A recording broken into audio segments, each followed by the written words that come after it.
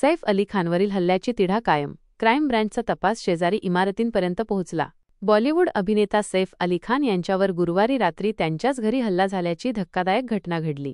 या घटनेनंतर मुंबई पोलिसांनी तातडीने तपास सुरू केला असून 30हून अधिक पथके वेगवेगळ्या अँगलने या प्रकरणाची चौकशी करत आहेत. मात्र 3 दिवस उलटून गेल्यानंतरही हल्लेखोर अद्याप पोलिसांच्या हाती लागलेला नाही.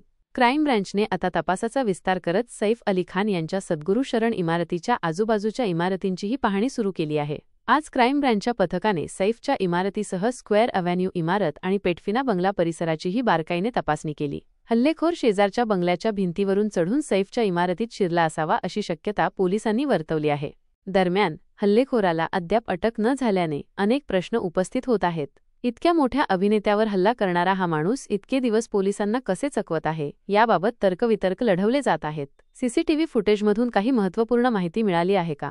हल्लेखोर हा ओळखीचा होता की अनोळखी? या हल्ल्यामागे मोठे षडयंत्र तर नाही ना? अशा अनेक प्रश्नांची उत्तरे पोलीस शोधत आहेत. पोलिसांनी लवकरात लवकर हल्लेखोराला अटक करून या प्रकरणाचा छडा लावण्याची अपेक्षा आहे.